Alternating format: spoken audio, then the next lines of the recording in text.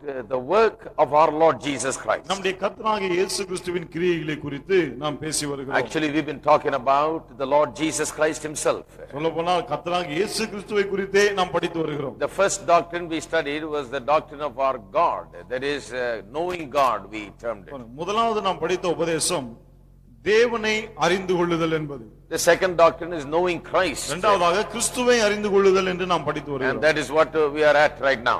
அதை தான் இப்போது நாம் படித்து வருகிறோம். In order to know Christ, we need to first know the person and then know the work of that person. கிறிஸ்துவை அறிந்து கொள்ள வேண்டுமானால் முதலாவது கிறிஸ்துவையும் பிறகு அவருடைய கிரியைகளையும் அறிந்து கொள்ள வேண்டும். In Christian faith, the two things are very important. கிறிஸ்துவ விசுவாசத்தில் இந்த ரெண்டு காரியங்களும் ரொம்ப முக்கியம். All our faith and everything that we believe and hope and everything that we rely on is based upon this person and what he has done. நம்முடைய விசுவாசம், நம்முடைய நம்பிக்கை, நாம் சார்ந்திருக்கிற எல்லாமே இவரையும் அவர் என்ன செய்திருக்கிறாரோ அதையும் தான் சார்ந்திருக்கிறது. If what we believe about this person and what he has done is not right, then our faith is in vain. இவரை குறித்த நாம் நம்புகிற காரியங்களும் அவர் செய்த காரியங்களும் சரியில்லை என்றால் பிறகு நம்முடைய விசுவாசம் வீணாயிருக்கும். So it is very important that we believe and know what we believe. ஆகவே நாம் விசுவாசிப்பது முக்கியம், என்னத்தை விசுவாசிக்கிறோம் என்று அறிந்திருப்பது முக்கியம். What do we believe about Jesus Christ? இயேசு கிறிஸ்துவை குறித்து நாம் என்ன விசுவாசிக்கிறோம்? We talked about how Jesus Christ is the Son of God. எப்படி இயேசுவானவர் தேவகுமாரன் என்று நாம் பார்த்தோம். How he was born. எப்படி அவர் பிறந்தார். Incarnation. மனு அவதாரம் எடுத்தார். And so on. இது போல நிறைய காரியங்களை படித்தோம். Now we have come to the work. இப்போது கிரியைகளுக்கு நாம் வந்திருக்கிறோம். This is a very important part of the teaching. போதனையிலே இது ரொம்ப முக்கியமான ஒரு பகுதியாகும். Because this has to do with the way of salvation God has provided for us through Christ. ஏனென்றால் கிறிஸ்துவின் மூலமாக தேவன் நமக்கு ரட்சிப்பின் வழியை உண்டு பண்ணி இருக்கிறாரே, அதோடு சம்பந்தப்பட்டதா இருக்கிறது இது. So the work of Jesus Christ can be put in three words. ஆகவே இயேசு கிறிஸ்துவின் கிரியைகளை மூன்று வார்த்தைகளிலே நாம் சொல்லிவிடலாம். What has Christ done for us? கிறிஸ்து நமக்காக என்ன செய்திருக்கிறார்? There are three words by which you can summarize the entire work of Christ. கிறிஸ்துவினுடைய எல்லா கிரியைகளையும் மூன்று வார்த்தைகளிலே நாம் சொல்லிவிடலாம். I like it like that because it's easy for us to remember. அப்படி சொன்னா எனக்கு பிடிக்குது. ஏன்னு சொன்னா அப்பதான் நல்ல ஞாபகம் இருக்கும். Everyone here can remember. இங்க இருக்கிற எல்லாரும் ஞாபகம் வைத்துக்கொள்ளலாம். Everything that Jesus has done can be said in three words. இயேசு செய்த எல்லாவற்றையும் மூன்றே வார்த்தைகளிலே சொல்லிவிடலாம். Prophet, priest and king. தீர்க்கதரிசி, ஆசாரியன், ராஜா. He is our prophet, priest and king. அவரே நம்முடைய தீர்க்கதரிசியாகவும் ஆசாரியனாகவும் ராஜாவாகவும் இருக்கிறார். We showed you why these three ministries are important. ஏன் இந்த மூன்று ஊழியங்களும் முக்கியம் என்பதை உங்களுக்கு காண்பித்தோம். I showed you there is an ignorance that mankind suffers from, and only one that can deliver from this ignorance is the prophet Jesus Christ, who will give us the knowledge of God. மனுவர்க்கம் அறியாமையினாலே அவஸ்தைப்படுகிறது என்று சொன்னேன். இந்த அறியாமையிலிருந்து நமக்கு விடுதலை கொடுக்கக்கூடியவர் தேவகுமாரனாகிய தீர்க்கதரிசியாகிய இயேசு கிறிஸ்து மட்டுமே. As a prophet he comes and gives us the knowledge of God. ஒரு தீர்க்கதரிசியாக அவர் தேவனுடைய அறிவை நமக்கு கொடுக்கிறார். Secondly, mankind needs to be delivered from the guilt of sin. இரண்டாவதாக பாவ குற்றத்திலிருந்து மனுவர்க்கம் விடுவிக்கப்பட வேண்டும். And so we need a priest who can offer sacrifice and make atonement for us and bring us to God and present us before God. ஆகவே பலிகளை செலுத்தி பிராயச்சித்தம் செய்து தேவனுக்கு முன்பாக நம்மை கொண்டு வருவதற்கு ஒரு ஆசாரியன் நமக்கு தேவையா இருக்கிறது. And he became our priest. அவர் நம்முடைய ஆசாரியன் ஆனார். Who himself offered himself as sacrifice. அவர் தம்மைதாமே பலியாக செலுத்தினார். Thirdly, மூன்றாவது, we also were caught and were in bondage to a dominion and a kingdom, and we needed to be delivered from that kingdom and brought out into a kingdom, another kingdom, a kingdom of God's son. நாம் ஒரு ராஜ்யத்திலே சிக்குண்டிருந்தோம், அந்த ராஜ்யத்திலே பிடிபட்டு இருந்தோம். ஆகவே அதிலிருந்து நம்மை விடுவித்து தேவகுமாரனுடைய ராஜ்யத்துக்குள்ளே கொண்டு வர நமக்கு ஒரு ஆள் தேவையா இருந்தது. And that Jesus Christ has done. அதை இயேசு செய்து முடித்தார். As a prophet he imparts knowledge of God to us. ஒரு தீர்க்கதரிசியாக தேவனை குறித்த அறிவை நமக்கு கொடுக்கிறார். As a priest he makes atonement for our sins. ஒரு ஆசாரியனாக நம்முடைய பாவங்களுக்கான பிராயச்சித்தம் செய்கிறார். As a king he delivers us from the kingdom of darkness and brings us to the kingdom of ஒரு light. ராஜாவாக இருளின் ராஜ்யத்திலிருந்து நம்மை விடுவித்து நம்முடைய அன்பின் குமாரனுடைய ராஜ்யத்திலே கொண்டு வந்து சேர்க்கிறார். Then I shared with you about what he has done. Specifically I explained explain to you about the prophetic ministry of பிறகு Christ. குறிப்பாக இயேசுவின் தீர்க்கதரிசன ஊழியத்தை குறித்து நான் உங்களுக்கு விளக்கி சொன்னேன். Then I shared with you something about the priestly ministry of Jesus. பிறகு இயேசுவின் ஆசாரிய ஊழியத்தை குறித்து சில காரியங்களை உங்களோடு நான் And that பகிர்ந்தேன். is where we are at right now. இப்போது அங்கதான் நாம் இருக்கிறோம். It is going to take us some time to cover this priestly ministry because this has to do with the cross and his death and so on. ஆசாரிய ஊழியத்தை படிக்க கொஞ்சம் நாள் சொல்ல ஏன் என்று சொன்னால் இதுல தான் அவருடைய சிலுவை குறித்தும் அவருடைய மரணத்தை குறித்தும் பல்வேறு காரியங்களை குறித்தும் நாம் படிக்க போகிறோம். I told you 3 things that a priest does. ஒரு ஆசாரியன் செய்கிற 3 காரியங்களை நான் உங்களுக்கு சொன்னேன். One is that he propitiates, that is, he satisfies divine justice. ஒன்று அவன் கிருபாதாரம் செய்கிறான், அதாவது தெய்வீக நீதி நியாயத்தை அவன் திருப்தியாக்குகிறான். God demands certain things. தேவன் சில காரியங்களை கோருகிறார். He is a holy God. அவர் பரிசுத்தமுள்ள The தேவன். holy God says the soul that sin shall die. பரிசுத்தமுள்ள தேவன் சொல்லுகிறார் பாவம் செய்கிற ஆத்துமா சாகும் என்று. This is God's demand. இதுதான் தேவனுடைய கோரிக்கை. And as our priest, he is in the business of propitiating or satisfying the demand. நம்முடைய ஆசாரியனா இருந்து கொண்டு அந்த கோரிக்கை திருப்தி செய்கிற வேலையிலே இவர் இருக்கிறார். Secondly, I told you that he expiates. இரண்டாவதாக That is, he removes the guilt of our sin. இரண்டாவதாக நான் சொன்னேன் நம்முடைய பாவ குற்றத்தை அவர் அகற்றி போடுகிறார் என்று. This is another thing. இது இன்னொரு காரியம். You see, one thing on the God's side, God's justice must be met. பாருங்க தேவனுடைய பக்கம் பார்க்கும்போது தேவனுடைய நீதியின்படி செய்தாக வேண்டும். His demand must be met. அவருடைய கோரிக்கை The சந்திக்கப்பட soul வேண்டும். that sins must die. பாவம் செய்கிற ஆத்மா சாக வேண்டும். On the other hand, இன்னொரு பக்கம் man has got a problem. மனிதனுக்கு ஒரு பிரச்சனை இருக்கிறது. His guilt of sin must be removed. அவனுடைய பாவ குற்றம் அகற்றப்பட வேண்டும். God must accept him. தேவன் அவனை ஏற்றுக்கொள்ள வேண்டும். Only when God's divine justice is satisfied, he will accept him. தேவனுடைய தெய்வீக நீதி திருப்தியானால் தான் அவனை ஏற்றுக்கொள்ள முடியும். And then even if God accepts him, man must reconcile himself about his own sin. தேவன் அவனை ஏற்றுக்கொண்டாலும் கூட தன்னுடைய பாவத்தை குறித்து மனிதன் தேவனோடு கூட ஒப்புரவாக வேண்டும்.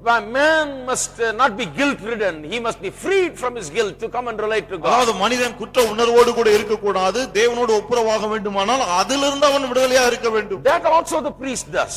ஆசாரியன் அதையும் செய்கிறான். And then thirdly, the priest does atonement, I told you. மூன்றாவதாக நான் சொன்னேன் இந்த ஆசாரியன் பாவ நிவர்த்தி செய்கிறான். Propitiation, expiation and atonement. Propitiation means satisfying divine demands and justice.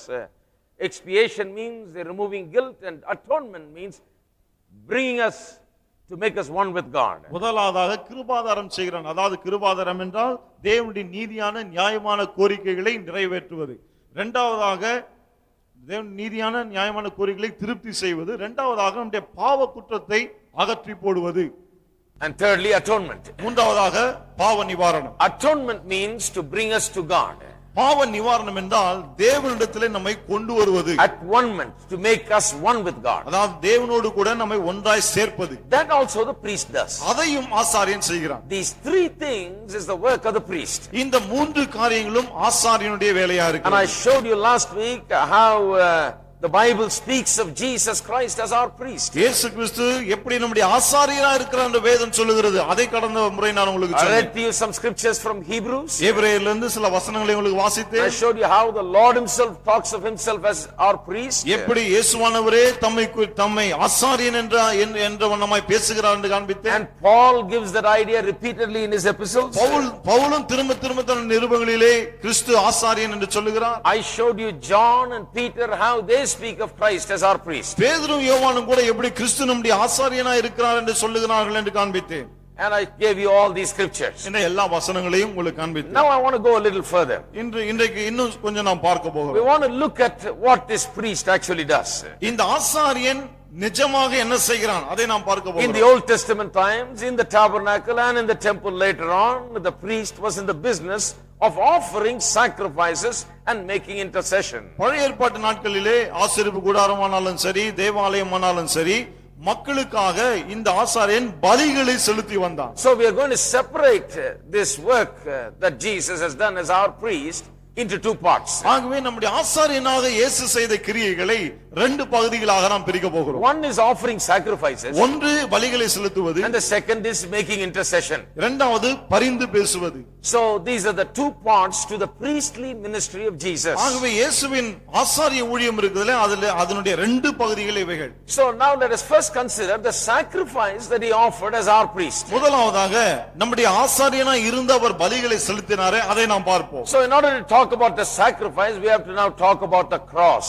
பலியை பற்றி பேச வேண்டுமானால் இப்போது நாம் சிலுவை குறித்து பேசியாக வேண்டும். Now the cross is a central theme of all scriptures. பாருங்கள் வேத எல்லா வசனங்களின் மைய பொருளே கருப்பொருளே சிலுவைதான். I can take you book after book and show you that cross is the central theme of the entire scriptures.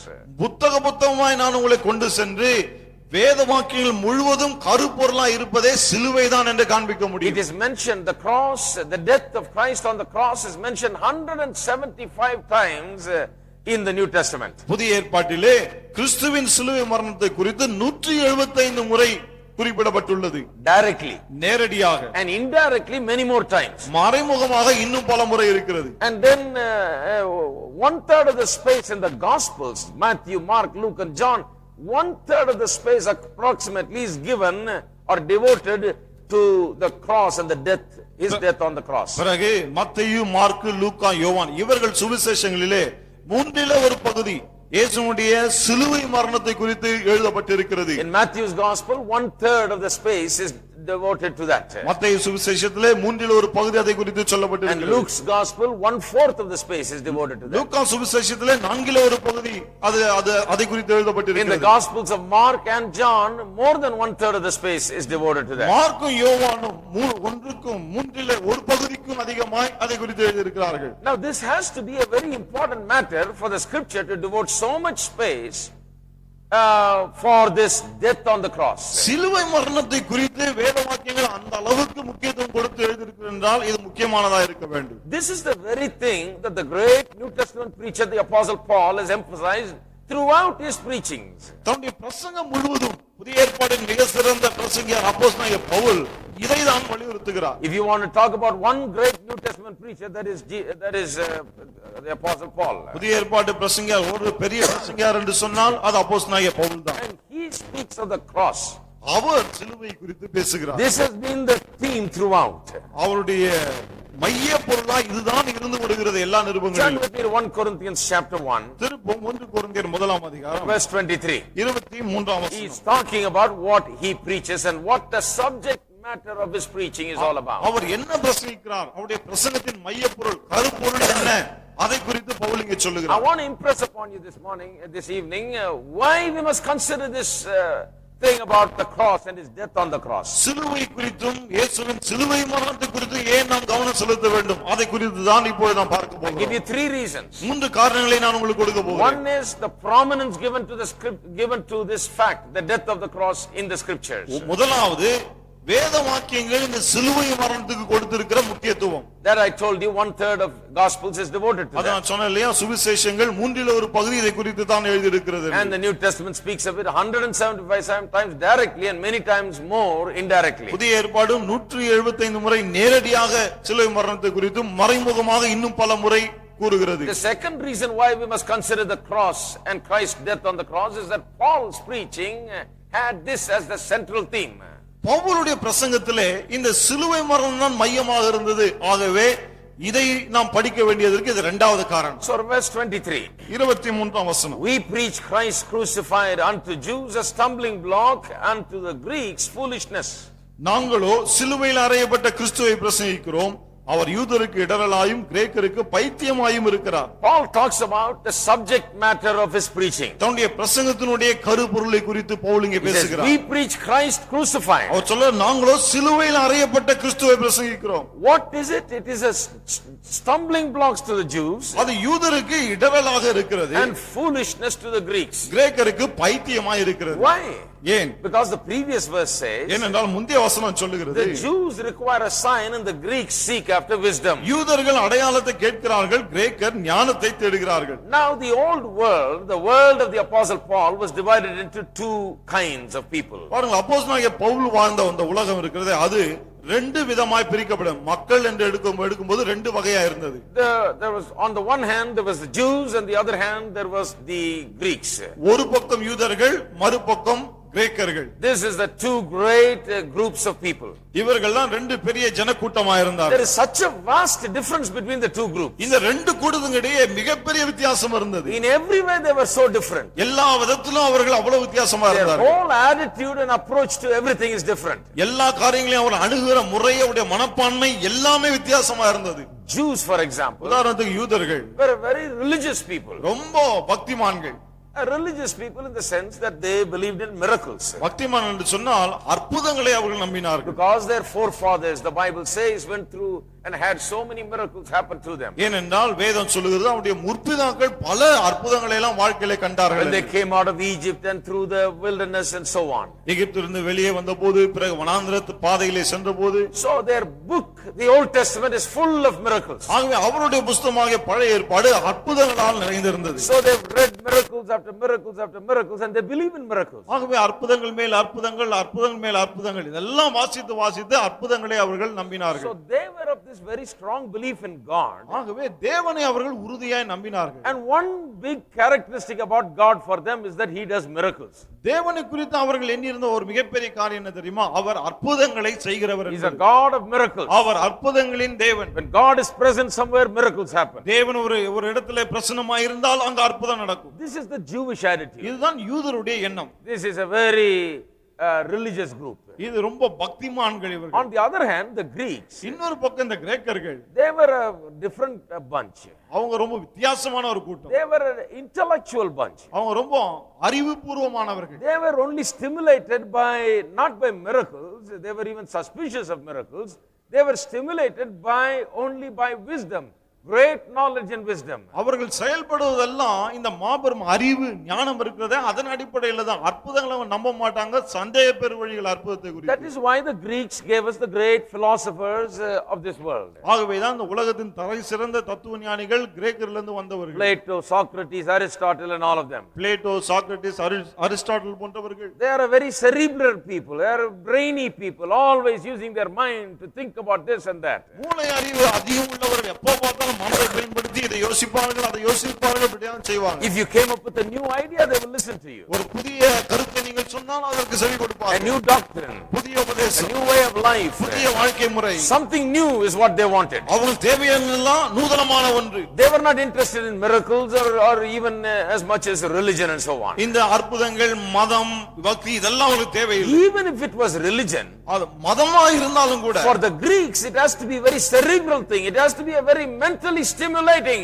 and intellectually satisfying religion. மதமா இருந்தாலும் இந்த கிரேக்கர்களுக்கு அவருடைய மனதை, அறிவை, மூளையை திருப்திப்படுத்தக்கூடியதான மதம் இருக்க வேண்டும். In the name of religion they didn't want to do foolish things. மதத்தின் பெயராலே முட்டாள்தனமான காரியங்களை அவர்கள் செய்ய விரும்பவில்லை. If the Greeks believed in a religion, that religion must be intellectually satisfying and stimulating. கிரேக்கர்கள் ஒரு மதத்தை நம்பினால் பிறகு அது அவர்கள் மூளை அறிவை தூண்டிவிடக்கூடியதாய், மூளையை திருப்தி செய்யக்கூடியதாய் இருக்க வேண்டும். You see their perspective. அவங்களுடைய கண்ணோட்டத்தை பாருங்க. The Jews didn't care too much about the intellectual aspect. யூதர்கள் இந்த அறிவுபூர்வத்தை அதிகமாய் சார்ந்து கொள்ளவில்லை. They relied too much on the miracles. அற்புதங்களை அதிகமாய் நம்பினார்கள். The Greeks didn't care about the miracles. They relied too much on the intellectual. கிரேக்கர்கள் அற்புதத்தை அதிகமாய் நம்பவில்லை, மாறாக அறிவை அதிகமாய் சார்ந்து கொண்டார்கள். They had two different kinds of hunger and need. ரெண்டு வித்தியாசமான தேவை, பசி இருந்தது. One is desiring one thing and another is desiring another thing. ஒரு கூட்டம் ஒன்றை விரும்புகிறது, இன்னொரு கூட்டம் இன்னொன்றை விரும்புகிறது. Jews are saying, give me a sign. யூதர்கள் சொல்லுகிறார்கள், ஒரு அடையாளத்தை கொடும். Greeks are saying, give me wisdom. கிரேக்கர் சொல்லுகிறார்கள், ஞானத்தை கொடும் என்று. And Paul says, பவுல் சொல்லுகிறார், in the gospel that I am preaching, there is both signs, the miracle of God, the power of God and the wisdom of God. நான் பிரசங்கிக்கிற இந்த சுவிசேஷத்திலே அடையாளம், அதாவது தேவனுடைய வல்லமை, அற்புதம் இருக்கிறது, அதே சமயத்திலே அறிவும் இருக்கிறது. He says, this gospel that I am preaching will satisfy the hunger that you have for miracles as well as the hunger that you have for intellectual satisfaction. அவர் சொல்லுகிறார், நான் பிரசங்கிக்கிற இந்த சுவிசேஷம் அற்புதத்தின் மேல் இருக்கிற உங்கள் பசியையும் அறிவின் மேல் இருக்கிற உங்கள் பசியையும் திருப்தியாக்கும். He says the Jews require a sign. யூதர்களுக்கு அடையாளம் தேவை என்று The சொல்லுகிறார். Greeks seek after wisdom. கிரேக்கர்கள் ஞானத்தை தேடுகிறார்கள். But we preach Christ crucified. நாங்களோ சிலுவையில் அறையப்பட்ட கிறிஸ்துவை In பிரசங்கிக்கிறோம். preaching this crucifixion of Christ, கிறிஸ்து சிலுவையில் அறையப்பட்டதை அவர் பிரசங்கிக்கிறார். in preaching the death of Christ on the cross of Calvary, Kalvari சிலுவையிலே கிறிஸ்துவானவர் மரித்தாரே, அதை குறித்து பிரசங்கிப்பதிலே, and he says in preaching that there is both what the Jew needs, the signs are there, the power of God is there, and the wisdom is also there. அதை பிரசங்கிக்கும் போது ரெண்டு பேருக்கும் தேவையானது, அதாவது யூதர்களுக்கு தேவையான அடையாளம் வல்லமையும் இருக்கிறது, கிரேக்கர்களுக்கு தேவையான ஞானமும் இருக்கிறது. It is the power of God and the wisdom of God. அது தேவனுடைய வல்லமை, தேவனுடைய ஞானம். That is why the cross is one of my great themes. ஆகவேதான் சிலுவை என்ன ரொம்ப பெருசா விரும்புற ஒரு I காரியம். love to preach on the cross. சிலுவை பிரசங்கிக்க அவ்வளவு நான் விரும்புகிறேன். You are an intellectual? நீங்கள் ஒரு அறிவாளியா? Are you an educated person? நீங்கள் மிக படித்தவரா? Are you a cerebral person that thinks a lot and likes to study a lot? நீங்கள் நிறைய சிந்திக்கிறவரா, நிறைய படிக்க விரும்புகிறவரா? And I'll tell you, there is nothing in the whole world that will satisfy your mind, truly satisfy your mind, as the revelation concerning what happened on the cross of Calvary. நான் உங்களுக்கு சொல்லட்டும், கல்வாரி சிலுவையிலே நடந்த காரியத்தை குறித்த வெளிப்பாட்டை தவிர வேறு எதுவும் உங்கள் மனதை, மூளையை அந்த அளவுக்கு உண்மையாய் திருப்தி ஆக்காது. Some of us think that the gospel that we preach is not for the intellectuals. சிலர் நினைக்கிறார்கள், நாம் பிரசங்கிக்கிற இந்த சுவிசேஷம் அறிவாளிகளுக்கு ஏற்றதல்ல என்று. I tell you, the intellectuals of the world are empty today. They are seeking for wisdom. They are not satisfied. They are probing the libraries and going and searching, but not being satisfied. நான் உங்களுக்கு சொல்லட்டும், இன்றைய உலகத்தின் ஞானிகள், அறிவாளிகள் லைப்ரரியாவை தேடுகிறார்கள், ஆராய்கிறார்கள்.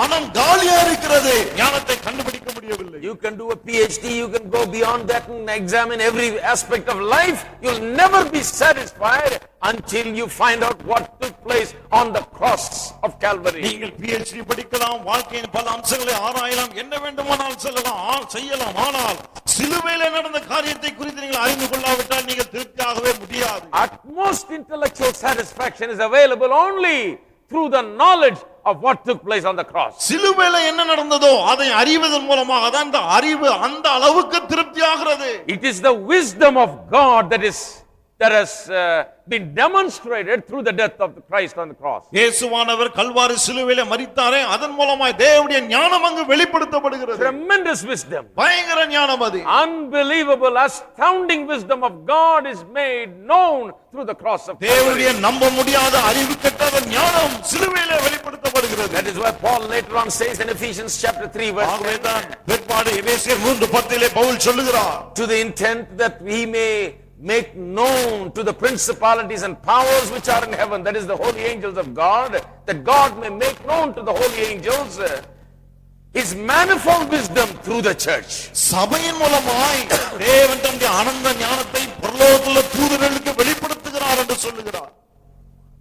Just imagine that. கொஞ்சம் யோசித்து பாருங்க. God is making known to the angels manifold wisdom of God. தேவன் தம்முடைய அனந்த ஞானத்தை தூதர்களுக்கு வெளிப்படுத்துகிறார். The very expression is something special. அத சொல்ற விதமே விசேஷமா இருக்கு பாருங்க. It's not just wisdom, manifold wisdom. அது வெறும் ஞானம் இல்ல, அனந்த ஞானம். Many colored, many sided, many aspects to it. Aspects that will take many lifetimes to explore and still it will not be over. அனந்த என்றால் அந்த ஞானத்துக்கு பல பக்கங்கள் இருக்குது, பல வண்ணங்கள் இருக்குது, அது பல விதம், அது பல ஜென்மங்கள் தேவை அதை படித்து முடிக்க. Manifold wisdom of God. தேவனுடைய அனந்த ஞானம். What is that wisdom about? அந்த ஞானம் எதை பற்றியது? You see, the angels have been with God from the beginning. தேவதூதர்கள் ஆதி முதற்கொண்டு தேவனோடு இருந்து வருகிறார்கள். They have seen the creation. சிருஷ்டிப்பை கண்டார்கள். See, they were created very early. பாருங்க, அவங்க ஆதியிலே சிருஷ்டிக்கப்பட்டார்கள். And then the world came into being. அதன் பிறகுதான் உலகம் சிருஷ்டிக்கப்பட்டது. And they witnessed the creation of the world. உலகம் சிருஷ்டிக்கப்பட்டதை அவர்கள் கண்ணால கண்டார்கள். The creation of man. மனிதன் சிருஷ்டிக்கப்பட்டதை கண்டார்கள். They witnessed the entire history of mankind. மனித சரித்திரத்தின் எல்லாவற்றையும் அவர்கள் கண்ணார கண்டார்கள். Everything we read in the Old Testament, the angels of God have witnessed it. பழைய ஏற்பாட்டில் நாம் வாசிக்கிற எல்லாவற்றையும் தேவ தூதர்கள் கண்டிருக்கிறார்கள். Many times the angels of God were mediators, were beings that were sent to do certain things and convey messages. பல In சமயங்களில் the Old Testament times. பல சமயத்திலே பழைய ஏற்பாட்டு நாட்களிலே தேவதூதர்கள் மத்தியஸ்தர்கள் போல ஒரு செய்தியை அறிவிக்க ஒரு காரியத்தை செய்ய அனுப்பப்பட்டார்கள். So they were very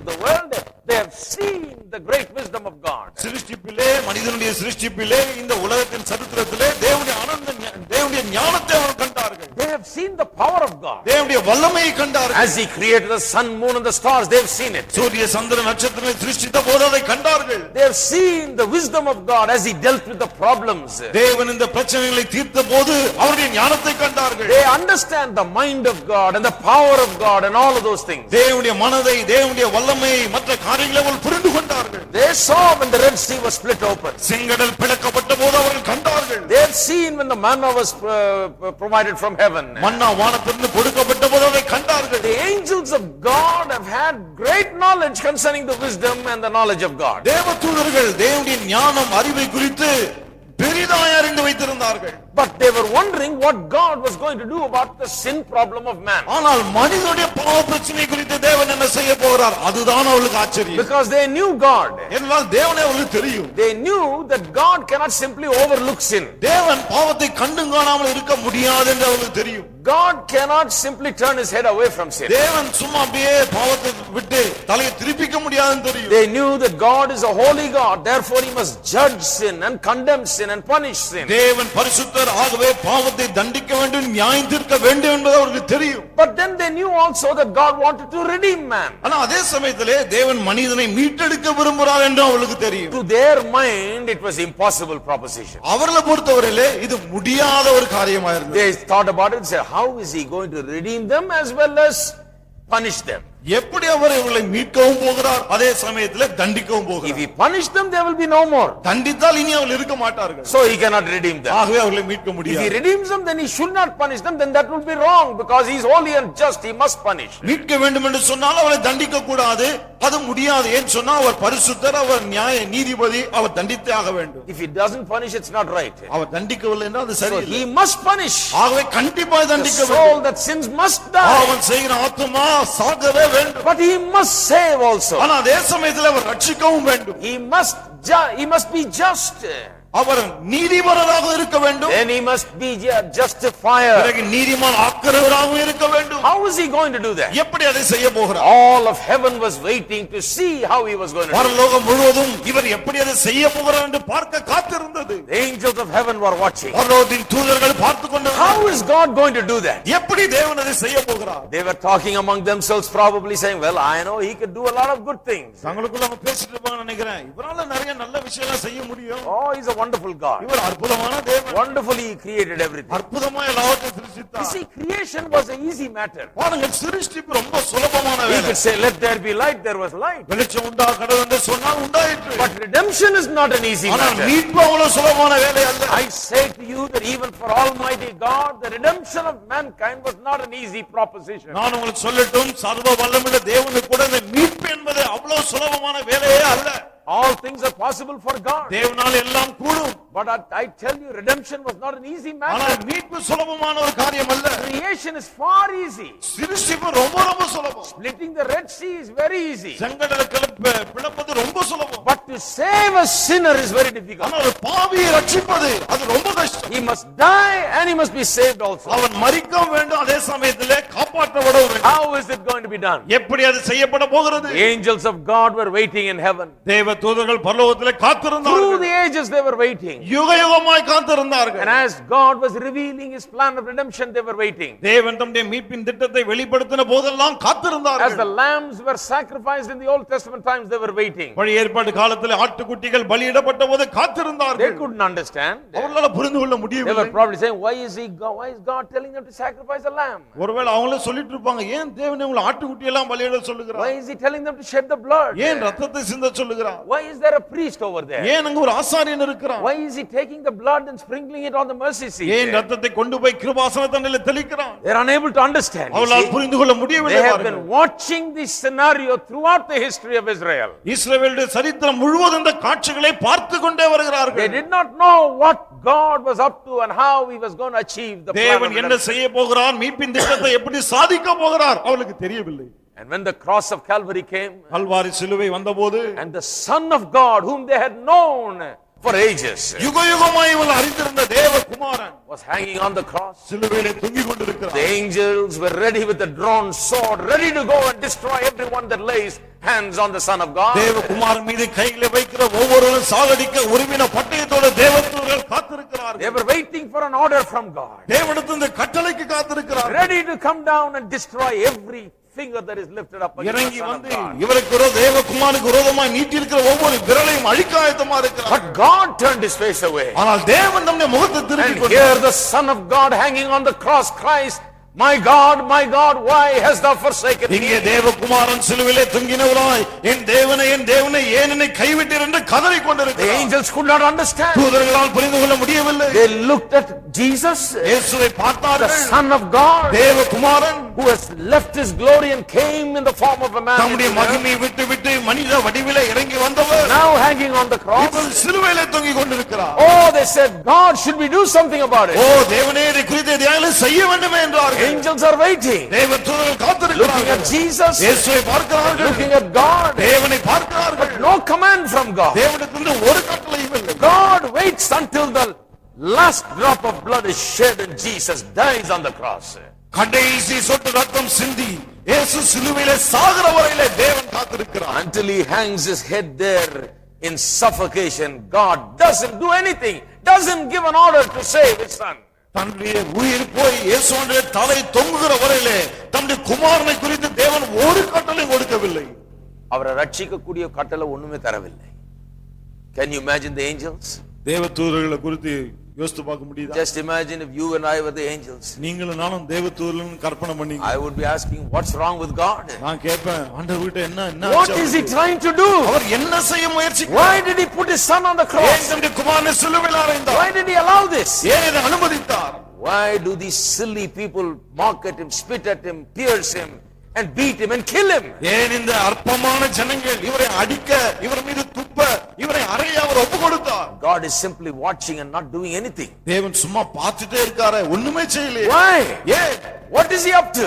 அவர் என்ன செய்ய பார்க்கிறார்? Oh, but they know that he is up to something. ஆனால் அவருக்கு தெரியும் அவர் என்னமோ செய்கிறார் என்று. He is up to something. அவர் ஏதோ செய்கிறார். They did not understand all of these things. எல்லா காரியங்களும் அவர்கள் புரிந்து கொள்ளவில்லை. But now through the church, ஆனால் இப்போது சபையின் மூலமாக the people that are redeemed through the blood of God's Son shed on the cross of Calvary, Kalvari சிலுவையிலே சிந்தப்பட்ட தேவ குமாரனுடைய ரத்தத்தின் மூலமாய் மீட்கப்பட்ட மக்கள், through them, அவர்கள் மூலமாய் God is manifesting to the angels in heaven. தேவன் பரலோகத்தின் தூதர்களுக்கு You know, when the angels of God looking down here tonight, பாருங்க, இன்றைக்கு இரவு தேவ தூதர்கள் இங்க பார்த்து கொண்டிருக்கிறார்கள். you know what they are saying? அவங்க என்ன சொல்றாங்க தெரியுமா? When they see us, அவர்கள் நம்மை பார்க்கும்போது we are specimens of God's manifold wisdom. தேவனுடைய அனந்த ஞானத்துக்கு நாமெல்லாம் ஒரு காட்சி பொருளா இருக்கிறோம். When they see us, they are praising God. அவர்கள் நம்மை பார்க்கும்போது தேவனை துதிக்கிறார்கள். They say, my God, how God has saved them. என்ன சொல்லுகிறார்? ஐயோ, தேவன் எப்படி உங்களை What a ரட்சித்தார்? wisdom is this? என்ன ஒரு ஞானம் இது? They must die. இவர்கள் சாக வேண்டும். But he sent his son for them and he died in their place. ஆனால் அவர் தம்முடைய குமாரனை அனுப்பினார், இவர்களுக்காக அவர் மரித்தாரே. He put their sins on him. இவர்களுடைய பாவங்களை இவர் மீது அவர் வைத்தாரே. He became as they were. அவர்களை போல இவர் மாறினாரே. He became sin. இவர் பாவமானாரே. He died on the cross. சிலுவையிலே மரித்தாரே.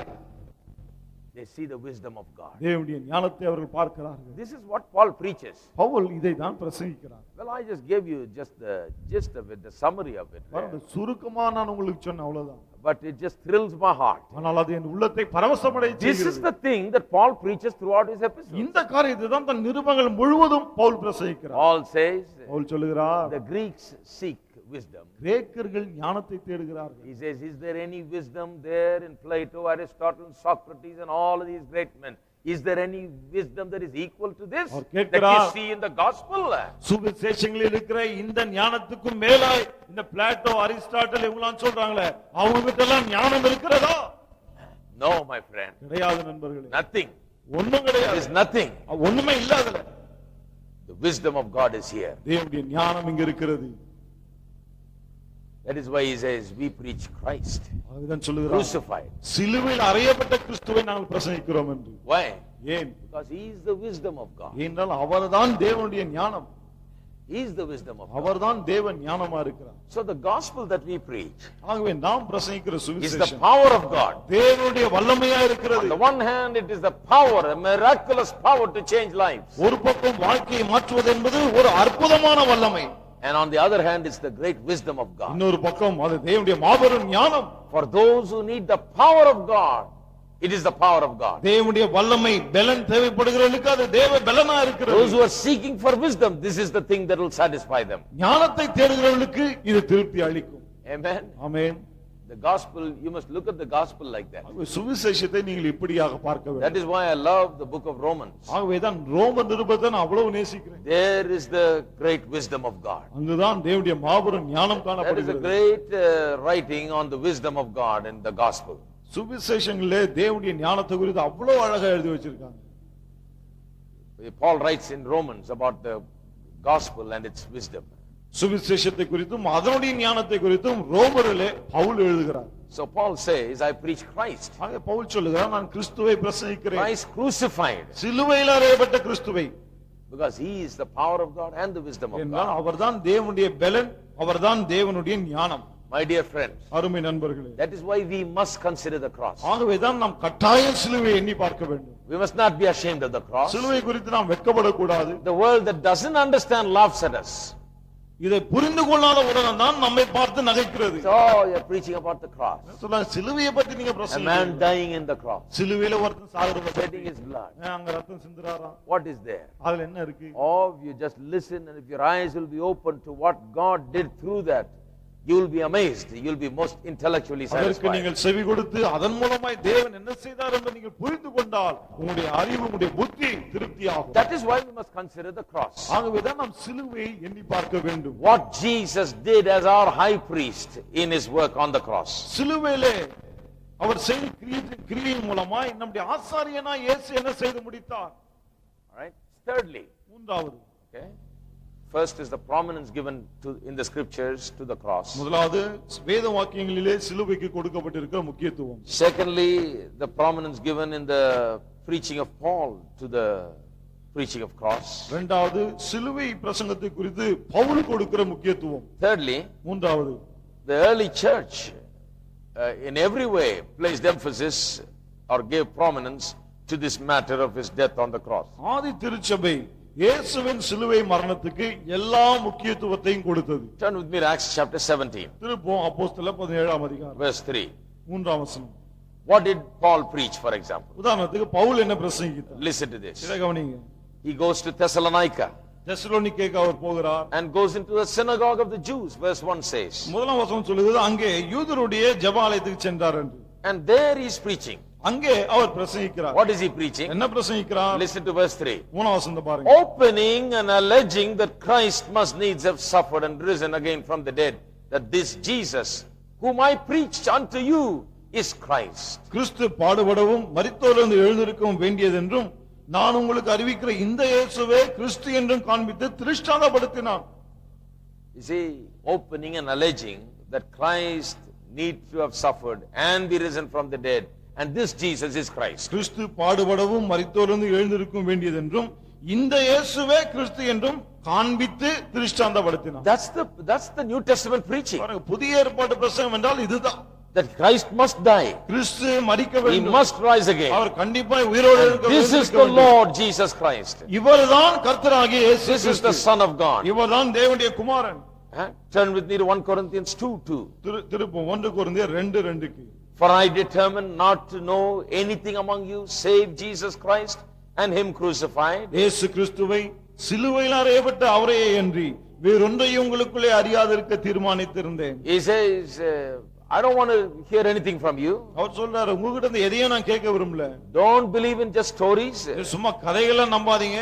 Only Jesus Christ and him crucified. சிலுவையில் அறையப்பட்ட இயேசு கிறிஸ்துவை மட்டும் சொல்ல போறேன். What he did there on the cross. அவர் சிலுவையில் என்ன செய்தார்? That is what is most important. அதுதான் மிகவும் முக்கியம். Chapter 15 of 1 Corinthians. 1 கொரிந்தியர் 5ஆம் அதிகாரம் Verse பாருங்க. 3. 3ஆம் வசனம். For I delivered unto you first of all that which I also received, how that Christ died for our sins according to the scriptures, and he was buried, and that he rose again the third day according to the scriptures. நான் அடைந்ததும் உங்களுக்கு பிரதானமாக ஒப்புவித்ததும் என்னவென்றால், கிறிஸ்துவானவர் வேத வாக்கியங்களின்படி நமது பாவங்களுக்காக மரித்து அடக்கம் பண்ணப்பட்டு வேத வாக்கியங்களின்படி மூன்றாம் நாளில் உயிர்த்தெழுந்து.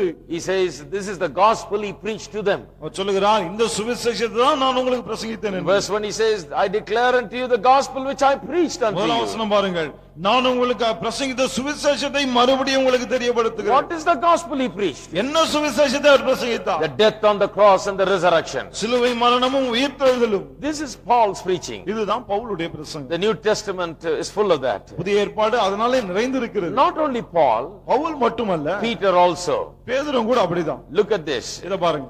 1 Peter chapter 1. திருப்போம் 1 பேதுரு verse 18 and 19. 1 பேதுரு 1:18-19. What does Peter preach? பேதுரு என்ன பிரசங்கித்தான்? For as much as ye know that you were not redeemed with corruptible things as silver and gold from your vain conversation received by traditions from your fathers, but with the precious blood of Christ as of a lamb without blemish and without spot. உங்கள் முன்னோர்களால் பாரம்பரியமாய் நீங்கள் அனுசரித்து வந்த வீணான நடத்தை என்று அழிவுள்ள வஸ்துக்களாகிய வெள்ளியினாலும் பொன்னினாலும் மீட்கப்படாமல் குற்றமில்லாத மாசற்ற ஆட்டுக்குட்டியாக கிறிஸ்துவின் விலையேறப்பெற்ற இரத்தத்தினாலே மீட்கப்பட்டீர்கள் என்று அறிந்திருக்கிறீர்களே. See, Peter is preaching the same thing. பேதுரு அதே காரியத்தை தான் பிரசங்கிக்கிறான். Talking about how they were redeemed by the precious blood of Christ. அவர்கள் எப்படி கிறிஸ்துவின் விலையேறப்பெற்ற இரத்தத்தினாலே மீட்கப்பட்டார்கள் அதை பேசுகிறான். John preaches the same thing. யோவான் அதே பிரசங்கிக்கிறான் பாருங்க. See, this is why this theme is so important. ஆகவே தான் இந்த பொருள் அவ்வளவு முக்கியமா இருக்கிறது. That is why we are going to pay complete attention to this. ஆகவே தான் இதிலே முழுமையான கவனத்தை நாம் செலுத்த போகிறோம். John 2:2. 1 யோவான் 2:2. He is the propitiation நம்முடைய பாவங்களை for நிவர்த்தி our sins, and not for ours only, but also for the sin of the whole world. நம்முடைய பாவங்களை நிவர்த்தி செய்கிற கிருபாதார பலி அவரே. நம்முடைய பாவங்களை மாத்திரமல்ல, சர்வலோகத்தின் பாவங்களை நிவர்த்தி செய்கிற பலியா இருக்கிறார். See, propitiation is there. பாருங்க, இந்த கிருபாதார பலி அங்க இருக்கு பாருங்க. He is the propitiation, அவர்தான் கிருபாதார பலி. not for our sin only, but for the whole world. நம்முடைய பாவங்களுக்காக மாத்திரமல்ல, சர்வலோகத்தின் பாவங்களை நிவர்த்தி செய்கிறார். Revelation 7 verse 14. வெளிப்படுத்தல் 7:14. Once again we see John preaches the same thing. மீண்டுமாய் யோவான் அதே காரியத்தை தான் பேசுகிறார் பாருங்க. And I said unto him, Sir, thou knowest. And he said to me, These are they which came out of great tribulation, and have washed their robes and made them white in the blood of the Lamb. அதற்கு நான், ஆண்டவனே, அது உமக்கே தெரியும் என்றேன். அப்பொழுது அவன், இவர்கள் மிகுந்த உபத்திரவத்திலிருந்து வந்தவர்கள், இவர்கள் தங்கள் அங்கிகளை ஆட்டுக்குட்டியானுடைய இரத்தத்திலே தோய்த்து வெளுத்தவர்கள் என்றான். So I have shown you here time and again the importance of this great theme. ஆகவே மீண்டும் மீண்டும் நாம் பார்க்கிறோம் இந்த மாபெரும் பொருளுடைய முக்கியத்துவத்தை. This was the preaching of the early church. இதுதான் ஆதி திருச்சபையின் பிரசங்கமாக இருந்தது. Now we go into the meaning of his death. What is the meaning behind his death? இப்பொழுது அவருடைய மரணத்திற்கு பின்னாக இருக்கும் அர்த்தம் என்ன, அதை பற்றி நாம் படிக்க What is போகிறோம். the explanation? What did God do through the death of Christ on the cross? கிறிஸ்துவானவர் கல்வாரி சிலுவையிலே மரித்தாரே, அதன் மூலமாய் தேவன் என்ன செய்தார்? What took place when he died on the cross? அவர் சிலுவையிலே மரித்தபோது என்ன சம்பவித்தது? You see, some people say this is not so important. ஆனா சிலர் சொல்லுகிறார்கள் இதெல்லாம் அவ்வளவு முக்கியம் இல்ல. I believe it's absolutely important. ஆனால் இது முற்றிலும் முக்கியம் என்று நான் நம்புகிறேன். You know, if you read a book, for example, on the cross, பாருங்க, உதாரணத்துக்கு சிலுவை குறித்த ஒரு புத்தகத்தை நீங்க வாசித்தா, and here is a person writing a book explaining what happened when Jesus died on the cross. அந்த புத்தகத்தை அவர் எழுதுகிறார், இயேசுவானவர் சிலுவையிலே மரித்தபோது என்ன நடந்தது என்பதை விளக்கி சொல்லி. Will you be able to discern when you read it whether this man is explaining it correctly or not? அதை வாசிக்கும் போது இந்த மனிதன் இதை சரியாக தான் விளக்கி சொல்லுகிறாரா இல்லையா என்பதை உங்களால் கண்டுபிடிக்க முடியுமா?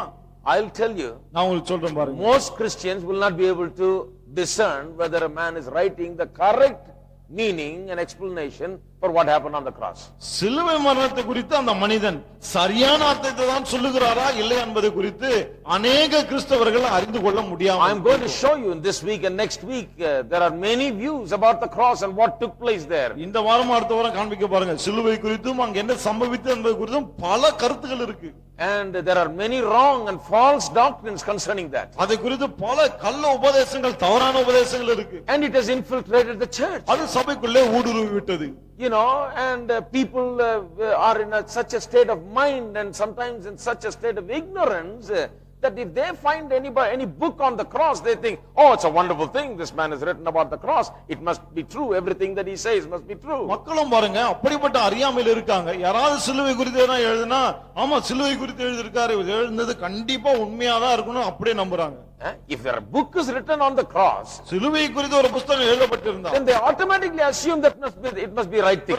அது சரியாதான் எழுதப்பட்டிருக்குன்னு தானாகவே யூகித்துக் கொள்கிறார். And I tell you, there are many wrong views concerning the cross and what took place there. சிலுவை குறித்தும் அங்க நடந்த காரியங்களை குறித்தும் பல தவறான கருத்துக்கள் நிலவுகிறது. That is why Paul says in Colossians chapter 2 verse 8, ஆகையால் கொலோசியர் 2:8 பவுல் சொல்லுகிறார், about certain people that preach the cross. சிலுவை குறித்து பிரசங்கித்த சில மக்களை குறித்து says, beware lest any man spoil you through philosophy and vain deceit, after the tradition of men, after the rudiments of the world, and not after Christ. லௌகிக ஞானத்தினாலும் மாயமான தந்திரத்தினாலும் ஒருவன் உங்களை கொள்ளை கொண்டு போகாதபடிக்கு எச்சரிக்கையா இருங்கள். அது மனுஷர்களின் பாரம்பரிய நியாயத்தையும் உலக வழிபாடுகளையும் பற்றினதே அல்லாமல் கிறிஸ்துவை பற்றினது அல்ல.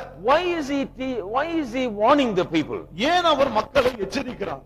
He is warning the people because there are people going around teaching the wrong teaching concerning the cross. சில ஆட்கள் சிலுவை குறித்து தவறாய் போதித்துக் கொண்டிருக்கிறார்கள். ஆகவே தான் இந்த மக்களை அவர் எச்சரிக்கிறார். He says, beware lest any man spoil you, he says. உங்களை கொள்ளை கொண்டு போகாதபடிக்கு எச்சரிக்கையா இருங்கள் என்று சொல்லுகிறார். We must be able to discern what is right and what is wrong. எது சரி எது தவறு என்பதை நாம் பகுத்தறியக்கூடியவர்களாக இருக்க வேண்டும். And without any church teaching this and teaching the correct doctrine of the meaning of Christ's death on the cross, how are you going to discern it? சபையானது கிறிஸ்துவினுடைய சிலுவை மரணத்தை குறித்து விளக்கி அதனுடைய அர்த்தத்தை சரியான உபதேசத்தை கொடுக்காவிட்டால் நீங்கள் எப்படி அதை புரிந்து கொள்ள போகிறீர்கள்? Before we even go to the explanation about what happened there, அங்க என்ன நடந்தது அந்த விளக்கத்திற்கு போவதற்கு முன்பு, there are wrong views even about the way it took place. பாருங்க அது எப்படி சம்பவித்தது அத பற்றிய பல தவறான எண்ணங்கள் இருக்கு. There are people that believe, for example, that the cross took place as a tragic accident. சிலர் என்ன சொல்றாங்க, சிலுவை என்பது ஒரு பரிதாபமான விபத்து என்று சொல்கிறார்கள். Now here is something that is that I'm going to tell you that's real.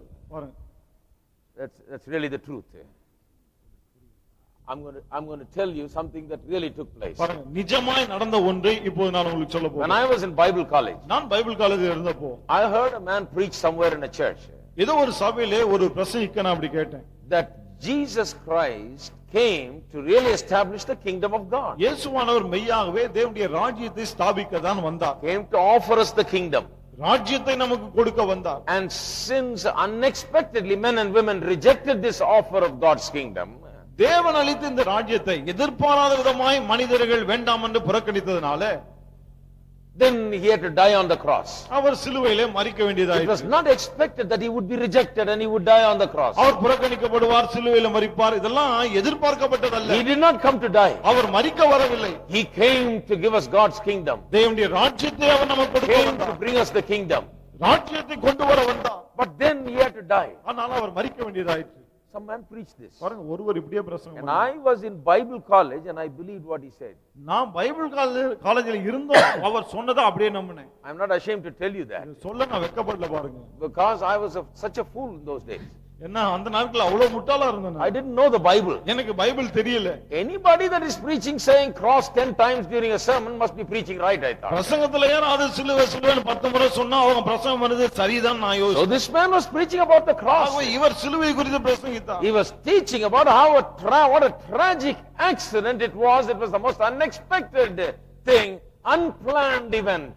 சிலுவை எதிர்பாராதது, அது திட்டமிடப்படவில்லை, அது பரிதாபமான ஒரு விபத்து என்று அவர் பிரசங்கித்தார். God did not plan it. தேவன் அதை திட்டமிடவில்லை. And he was preaching about this and I was nodding my head and I began to believe it. இத பத்தி பிரசங்கம் பண்ணப்போ நானே தலையாட்டிட்டு இருந்தேன், நானும் அதை நம்ப ஆரம்பிச்சேன். And I believed like that for some time. கொஞ்ச காலம் அப்படியே நம்பி வந்தேன். And here I was born in a Christian home. பாருங்க கிறிஸ்துவ குடும்பத்துல பிறந்தேன். And heard a lot of preaching all through my life. வாழ்நாளெல்லாம் நிறைய பிரசங்கத்தை And கேட்டேன். went to one of the finest Bible colleges. மிக சிறந்த பைபிள் காலேஜ் ஒன்றுக்கு And சென்றேன். I was there studying. அங்கதான் படிச்சிட்டு இருந்தேன். And still I did not know something about this. இருந்தும் இத குறித்து ஒன்று எனக்கு தெரியவில்லை. Can you believe that?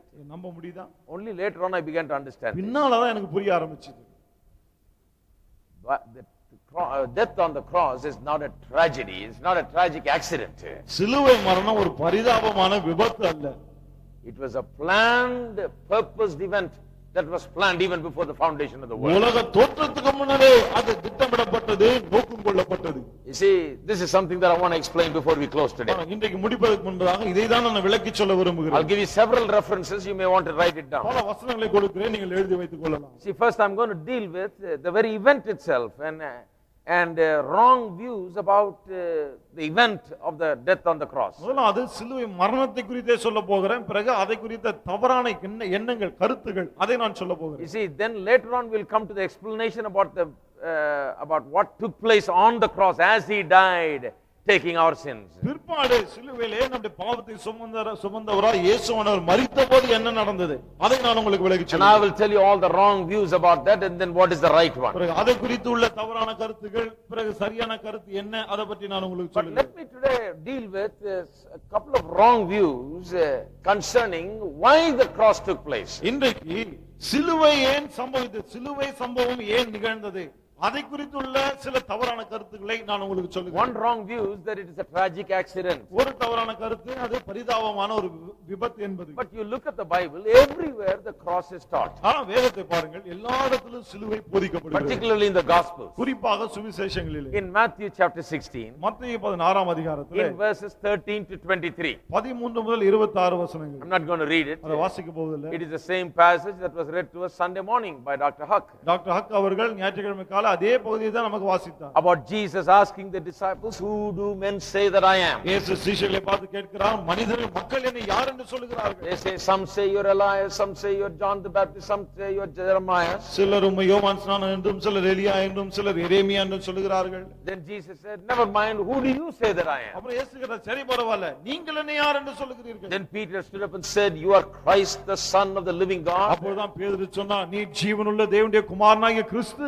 Then Jesus said, my Father in heaven has revealed it to அப்பொழுது you. இயேசு சொன்னார், என்னுடைய பரலோக பிதா இதை உனக்கு வெளிப்படுத்தியிருக்கிறார். Jesus said, upon this confession, upon this rock I will build my church. இயேசு சொன்னார், இந்த கல்லின் மீது என் சபையை கட்டுவேன். And the gates of hell will not prevail against it. பாதாளத்தின் வாசல்கள் அதை மேற்கொள்வதில்லை. Whatever you bind on earth shall be bound in heaven. Whatever you loose on earth shall be loosed in heaven. நீங்கள் பூமியிலே எதெல்லாம் கட்டுகிறீர்களோ பரலோகத்திலே கட்டப்பட்டிருக்கும், பூலோகத்திலே எதெல்லாம் அவிழ்க்கிறீர்களோ பரலோகத்திலே கட்டவிழ்க்கப்பட்டிருக்கும். Jesus is saying, Peter, you've understood it right. My Father in heaven has helped you to understand something. இயேசு சொல்றார், பேதுரு சரியா புரிந்து கொண்டாய், நீ புரிந்து கொள்ள என்னுடைய பரலோக பிதா உனக்கு உதவி செய்திருக்கிறார். That I am Christ the Son of the living God. நான் ஜீவனுள்ள தேவனுடைய குமாரனாகிய கிறிஸ்துதான். But then as soon as that event took place, அந்த சம்பவம் நடந்த உடனே immediately he began to teach them, it says, concerning the fact that he must go to Jerusalem and must die there. உடனடியே வேதம் சொல்கிறது, எருசலேமுக்கு போய் பாடுபட வேண்டும் என்பதை குறித்து இயேசுவுக்கு போதிக்க சொல்லத் தொடங்கினார். He praised Peter beyond all expectation and then told him, Peter, now let me tell you some more. Since you got this revelation, let me give you some more revelation. பேதுரு அப்படி பதில் சொன்னதுக்கு அவனை வாயார புகழ்ந்து விட்டு என்ன சொல்றார், சரி இவ்வளவு சொல்லிட்ட, இவ்வளவு வெளிப்பாடு வந்தது, அதை குறித்து மேலும் நான் உனக்கு சொல்லட்டும். You understand that I am the Son of God. நான் தேவகுமாரன் என்பதை புரிந்து கொண்டாய். Now let me tell you something more about me. இப்போது என்னை குறித்து நான் மேலும் சில காரியங்களை I have சொல்லட்டும். to now go to Jerusalem and die. இப்பொழுது நான் எருசலேமுக்கு போய் சாக வேண்டும். Did you know what Peter said? பேதுரு என்ன சொன்னான் தெரியுமா? Oh no, Lord. ஓ கூடாது. Let it not be so. அது சம்பவிக்க Let கூடாது. it not happen to you. அது உங்களுக்கு நடக்க கூடாது. So much so that Jesus sensed that the devil was now, see, one moment the Father in heaven was inspiring Peter and giving him revelation. Now the devil is causing him to think the wrong way. So Jesus looked at Peter and said, get thee behind me, Satan. பாருங்க, ஒரு வினாடி பார்த்தா பரலோக பிதா AV பேதுருக்கு வெளிப்பாட்டை கொடுக்கிறான், மறு வினாடி பார்த்தா சாத்தாங்க ஏதோ ஒன்னு ஏவுறான். இயேசு உடனே கண்டுபிடிச்சு சாத்தானே பின்னால போனார். Hello? Hello, Are you there, my friend? இருக்கீங்களா நண்பர்களே? That's why you got to discern what comes from God and what comes from the devil. ஆகவே தான் எது தேவன் கிட்ட இருந்து வருது, எது பிசாசு கிட்ட இருந்து வருதுன்னு பகுத்தறியும். Not all visions come from God. எல்லா தரிசனங்களும் தேவன் கிட்ட இருந்து வருவது கிடையாது. Not every word of prophecy comes from God. எல்லா தீர்க்கதரிசன வார்த்தையும் தேவனிடத்திலிருந்து வருவதில்லை. Not every dream has come from God. எல்லா சொப்பனமும் தேவனிடத்திலிருந்து வருவதில்லை. Are you there? இருக்கீங்களா? How many of you know some dreams come through indigestion? அஜீரணத்தினால சில சொப்பனங்கள் வர எத்தனை பேருக்கு தெரியாது? If you eat too much and sleep too sound, you might get all kinds of dreams. ரொம்ப நல்லா சாப்பிட்டு, ரொம்ப நிறைய சாப்பிட்டு, ரொம்ப நல்லா தூங்கினா நிறைய But then the devil also causes dreams. ஆனா பிசாசு சொப்பனங்களை வர வைக்கிறான் The பாருங்க. devil also can give you all kinds of information. பிசாசு நிறைய தகவல்களை உங்களுக்கு கொடுக்க முடியும். You see, That is why we must know what is from God and what is from the devil. அதுதான் பாருங்க, நமக்கு தெரிஞ்சிருக்கணும் எது தேவனிடமிருந்து வருகிறது, எது பிசாசிடமிருந்து If வருகிறது. someone prophesies, I must be able to discern. The Bible says, judge prophecy. யாராவது தீர்க்கதரிசனம் உரைத்தால் நான் நிதானிக்க வேண்டும். வேதம் சொல்லுகிறது தீர்க்கதரிசனம் உரைக்கும் போது நிதானியுங்கள் என்று. Is it from God? அது Is தேவனிடத்திலிருந்து it according to வருகிறதா? God's word? அது தேவனுடைய வார்த்தையின்படி Is இருக்கிறதா? it the Spirit of God? அது அதை சொல்வது தேவ ஆவியானவர் தானா? Does it go along with God's word? தேவனுடைய வார்த்தையோடு ஒத்து போகிறதா? Does the Spirit of God in me say amen to that? எனக்குள்ள இருக்கிற தேவ ஆவியானவர் அதுக்கு ஆமென் போடுகிறாரா? Amen? Amen. So Peter was inspired by God one moment. அது ஒரு வினாடி பார்த்தா தேவனாலே பேதுரு ஏவப்படுகிறார். Next moment he was inspired by the devil. அடுத்த வினாடியே பிசாசினாலே ஏவப்படுகிறார். Jesus said, "Get thee behind me, Satan." இயேசு சொன்னார், எனக்கு பின்னால போ சாத்தானே. He was not calling Peter Satan. He was talking to Satan who was causing Peter to talk like that. பேதுருவை சாத்தானேன்னு சொல்ல, பேதுரு அப்படி பேச வச்ச சாத்தானாவை சொல்றாரு. Because Peter was now speaking against the cross. ஏனென்றால் பேதுரு இப்போது சிலுவையை எதிர்த்து பேசுகிறான். No, not for you, Lord. உமக்கு இது நடக்க கூடாது ஆண்டவரே என்று Let it சொல்கிறான். not happen to you. இது உமக்கு சம்பவிக்க கூடாது. But this is an event planned from before the foundation of the world. ஆனால் இது உலக தோற்றத்துக்கு முன்னரே திட்டமிடப்பட்ட ஒன்று. So when he spoke against that, Jesus was annoyed. ஆகவே அதை எதிர்த்து அவன் பேசின போது இயேசுவுக்கு கோபம் வந்தது. Because this is the plan of God. ஏனென்றால் இது தேவனுடைய திட்டம். This is why he has come. இதற்காக தான் அவர் வந்திருக்கிறார். He is born to die. அவர் மரிக்கவே பிறந்தார். He is proceeding towards Jerusalem. எருசலேமை நோக்கி போய் He கொண்டிருக்கிறார். knows he is going to die. மரிக்க போகிறேன் என்று அவருக்கு தெரியும். Not an unexpected event. அது எதிர்பாராத ஒரு சம்பவம் அல்ல. Then there is another reference. பிறகு இன்னொரு ரெஃபரன்ஸ் இருக்கு பாருங்க. Matthew chapter 20 verse 28. மத்தேயு 20:28. Son of man came not to be ministered unto, but to minister and to give his life as ransom for many. மனுஷகுமாரன் ஊழியம் கொள்ளும்படி வராமல் அநேகரை மீட்கும் பொருளாக தம்முடைய உயிரை ஜீவனை கொடுக்க வந்தார். You see, why did he come? ஏன் அவர் வந்தார்? Not to be ministered unto, ஊழியம் கொள்ளும்படி மற்றவர்கள் தனக்கு ஊழியம் செய்ய வேண்டும் என்று வரவில்லை, but to minister. மாறாக ஊழியம் செய்வதற்கு வந்தார். What kind of ministry? என்ன விதமான ஊழியம்? Teaching ministry? போதிக்கிற ஊழியமா? Yeah, he taught. ஆம், அவர் போதித்தார். But that is not what he is talking about there. ஆனால் இந்த இடத்துல அதை பற்றி அவர் பேசவில்லை. Not to be ministered unto, but to minister. ஊழியம் கொள்ளும்படி வராமல் ஊழியம் செய்யும்படி வந்தார். What ministry did he come to give? என்ன ஊழியத்தை அவர் செய்ய வந்தார்? Teaching ministry? போதிக்கும் ஊழியமா? Miracle ministry? அற்புதங்களை செய்கிற ஊழியமா? No. கிடையாது. The ministry that he is talking about is giving his life.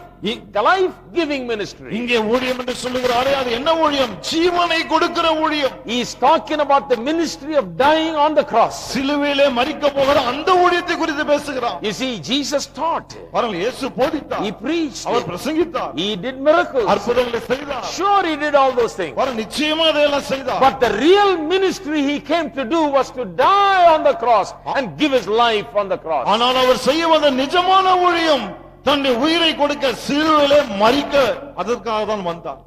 Isn't that amazing?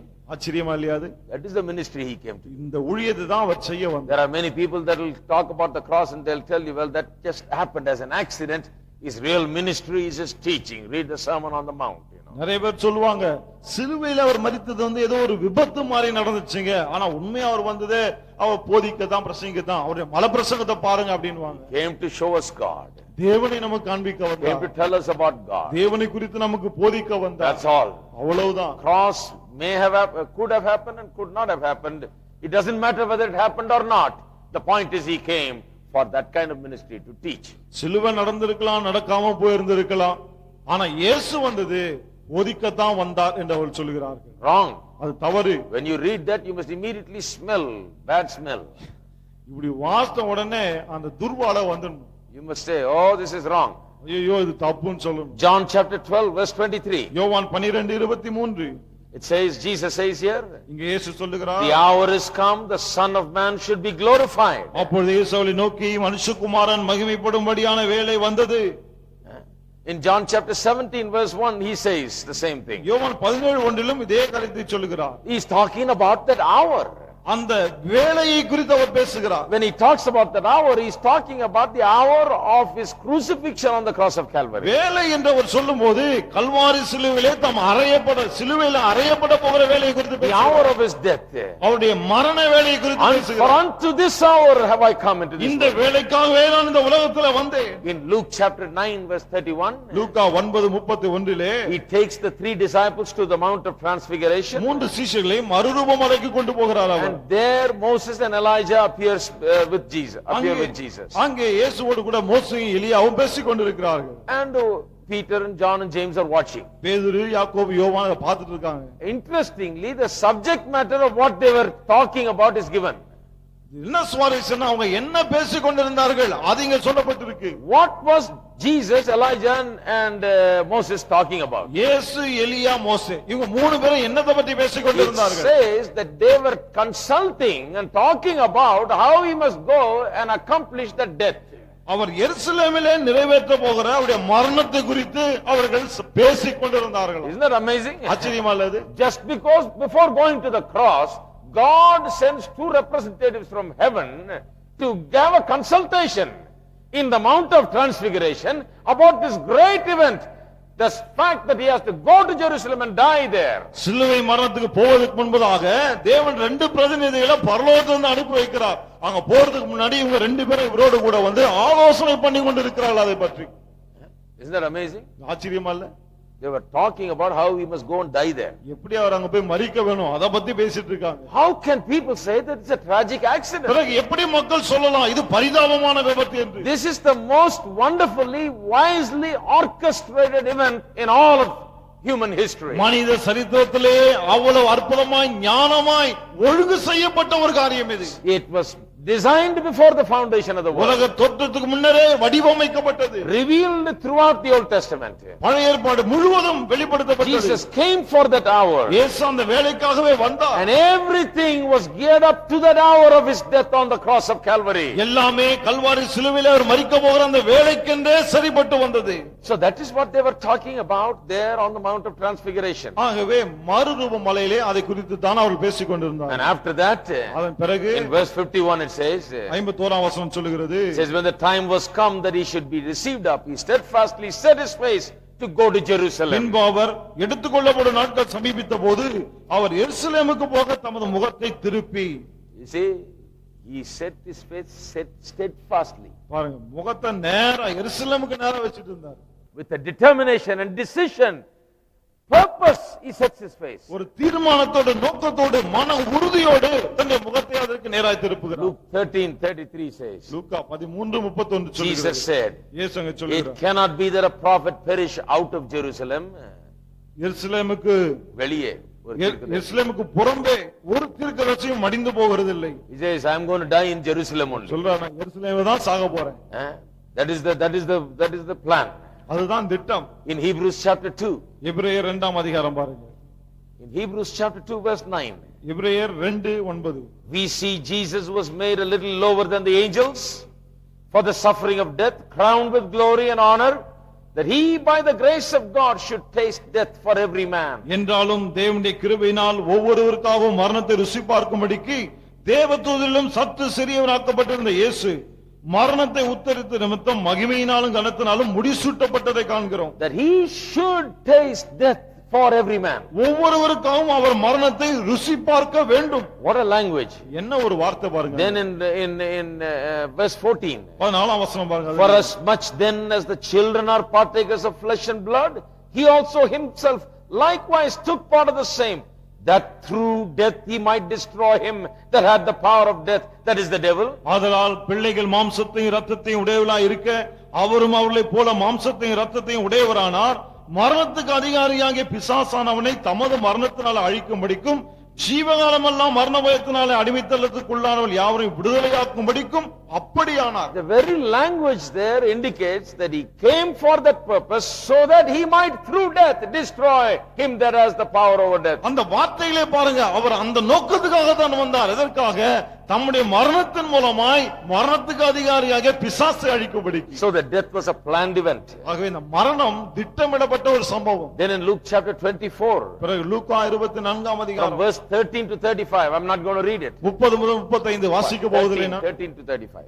மன்னிக்கும், 13 முதல் 35 வரை. We see Jesus appearing on the road to Emmaus to the disciples that were on that road. இயேசு எம்மாவூருக்கு போகிற வழியிலே சென்ற சீஷர்களுக்கு தரிசனமாகிறார். He tells them, he's amazed that they don't understand this. He says, these are all things that are already spoken of. பாருங்க, அவர் சொல்லுகிறார், இதெல்லாம் ஏற்கனவே உரைக்கப்பட்டு விட்டது என்று ஆனா உங்களுக்கு புரியல.